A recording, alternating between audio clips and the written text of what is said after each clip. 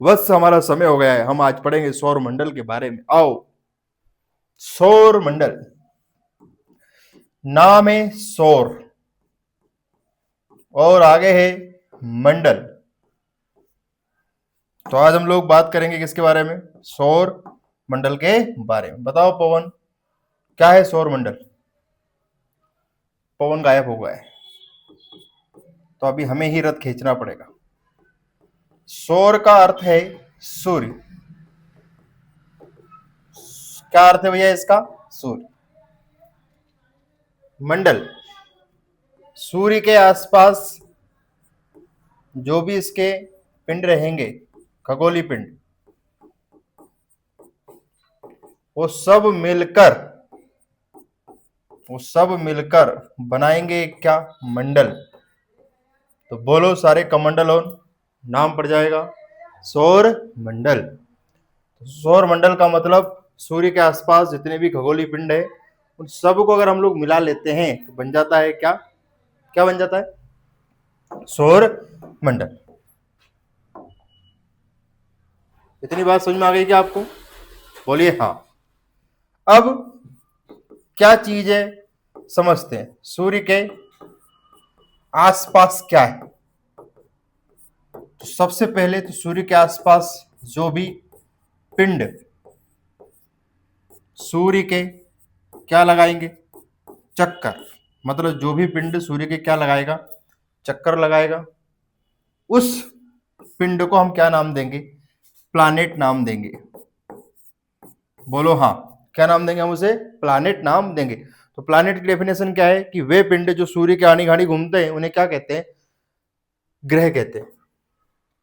ठीक, कोई दिक्कत नहीं। तो बताओ पवन, ग्रहों की संख्या कितनी है वत्स? बताइए। तो ग्रहों की संख्या अगर आप लोगों से दो तरीके से क्वेश्चन पूछा जाए कि वर्तमान में कितनी है, तो आपका उत्तर होगा ये, और कितनी थी तो आपका उत्तर होगा ये।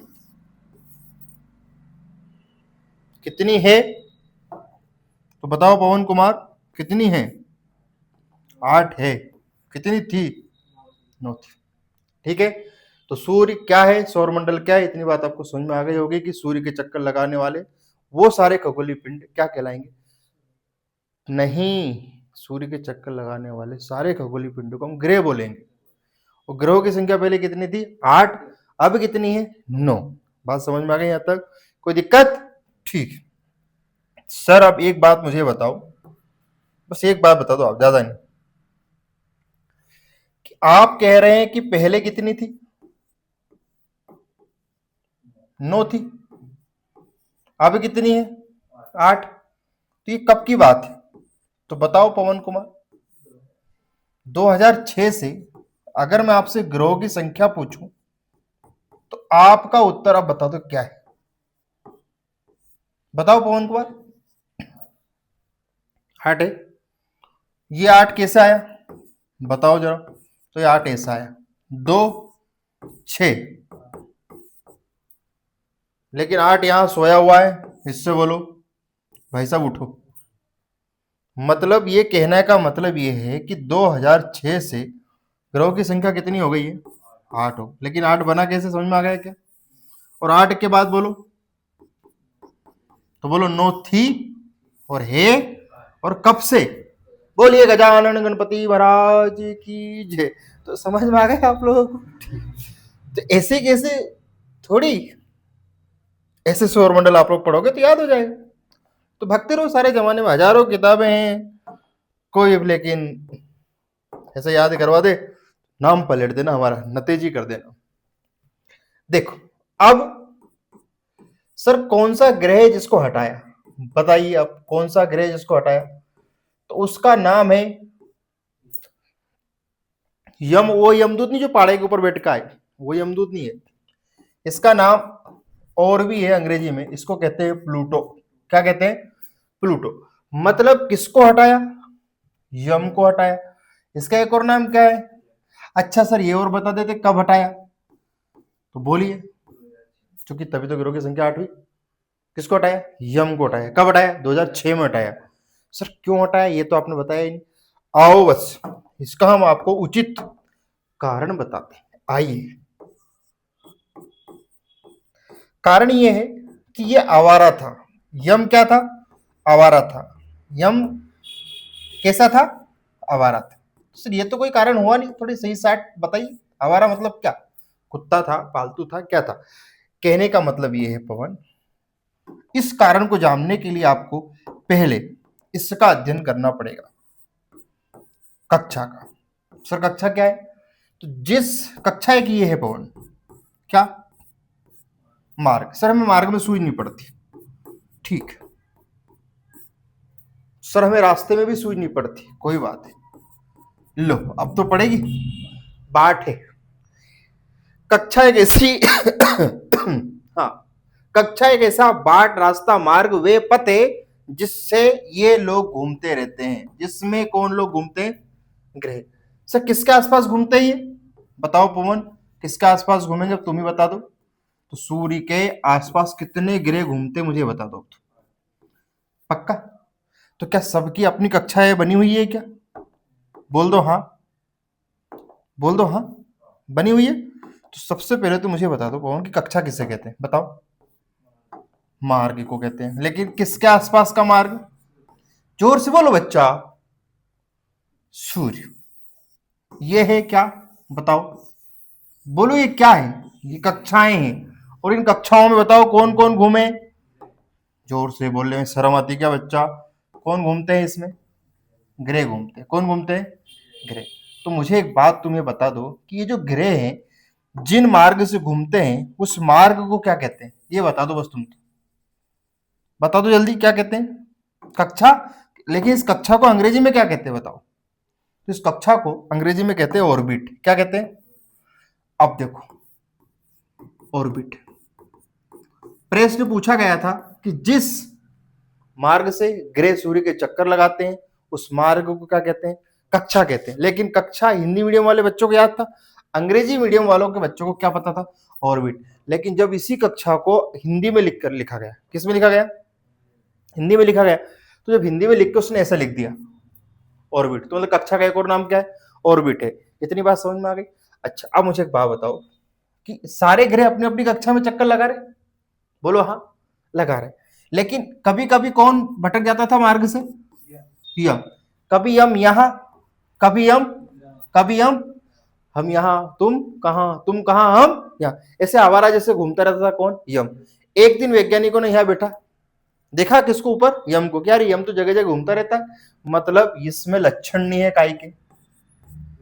ग्रह के। यम आज भी वहां ऊपर घूम रहा है, और ऊपर घूम रहा है, और हम लोग धरती पे बैठे हुए हैं। यहाँ से सिर्फ कल्पना कर सकते हैं, किताबों में लिख सकते हैं कि हमने यम को हटा दिया है, लेकिन यम के लक्षण आज भी वही है। हमने हटाया है तो सिर्फ काई से हटाया, ये बता दो तुम तो। क्या हमारी बात सुन रहे हो? करोड़ों किलोमीटर पे बैठा है यम, क्या हमारी बात सुन रहा है क्या? नहीं सुन रहा है, समझो इस बात को। तो यम को हटाया। किसको हटाया? यम को हटाया। तो यम को क्यों हटाया? क्योंकि अपनी कक्षा में चक्कर नहीं लगाता था, ये आवारा था। और ऐसे आवारा पालतू पशुओं को हमने क्या कर दिया? बहिष्कार कर दिया। जाओ जी लो अपनी जिंदगी। और यम को हमने हटा दिया ग्रह से। और ये सारी घटनाएं बताइए पवन कुमार कब से हुई है? तो 2006 से ग्रहों की संख्या कितनी हो गई? किसको हटाया? क्यों हटाया? क्योंकि ये अपनी कक्षा में चक्कर नहीं लगाता था। बात समझ में आ गई? अब यम को बुरा नहीं लगे तो हमने क्या करा? हमने ये करा कि जो यम महाराज है नहीं, तुम एक काम करो, हम तुम्हें ग्रह तो बोलेंगे, लेकिन आज से हम आपके नाम के आगे एक वर्ड जोड़ देते हैं, बोना। अब यम कैसा ग्रह? बोना ग्रह। कैसा ग्रह? 2006 से यम को हम लोग किस नाम से जानते हैं? अब बोना ग्रह। लेकिन आज भी हमारे ज्योतिषी कहते हैं 9 ग्रह, तो 9 ग्रह ज्योतिषी के हिसाब से 9 ग्रह, लेकिन एनसीईआरटी और किताबों के आधार पर ग्रहों की संख्या कितनी है? 8 है। और यम का नया नाम, और यम का एक और नाम कौन बताए क्या? प्लूटो। बात समझ में आ गई दोस्तों? कॉन्सेप्ट याद होना चाहिए, बाकी कोई दिक्कत वाली बात नहीं। अब मुझे एक बात बता दो, अब तुमने क्या क्या सीखा? बताओ, ग्रह के मार्ग को क्या कहते हैं? बताओ पवन। कक्षा कहते हैं। सीख गए? चलो इसके बाद देखो तुमने आगे क्या सीखा। कक्षा का अंग्रेजी नाम बोलो, बोल दो बिना झिझक ऑर्बिट। ठीक है, अब मुझे एक बात ये बता दो, इस कक्षा का अगर आपसे ये पूछ ले, इस कक्षा का भी पवन परीक्षा में क्या पूछा गया है? आकार पूछा गया है इस कक्षा में। ये जो कक्षा, ये जो बाट, जो रास्ता बना है ना, ये गोल गोल जैसा दिखता है, लेकिन इस गोल गोल जैसे बाट का आकार गोल उतना नहीं है पूरी तरह से, इसलिए इसका नाम क्या है? दीर्घ वृत्ताकार। तो बोलो कक्षा का आकार दीर्घ वृत्ताकार। अब सर हमें थोड़ा सा आप ये बता दो, थोड़ा सा बताओ, ज्यादा मत बताना, है ना? तो चलो मैं आपको बताता हूँ कि दीर्घ वृत्ताकार क्या होता है। बोलो ये क्या है? व्रत। ठीक है, बोलो ये भी क्या है? व्रत है। अब मुझे एक बात बताओ, इसको इधर से थोड़ा सा चिपक दो और इधर से थोड़ा सा चिपक दो, तो ये क्या यूं चिप देंगे तो यूं ही तो जाएगा? नहीं आया समझ में? तो अभी तक ये क्या था? अब दिन दोनों में से बड़ा कौन सा लग रहा है ये बता दो। ये लग रहा, तो इसका ये वृत्त है, बोलो वहां है, लेकिन इसका साइज कैसी हो गई? दीर्घ हो गई।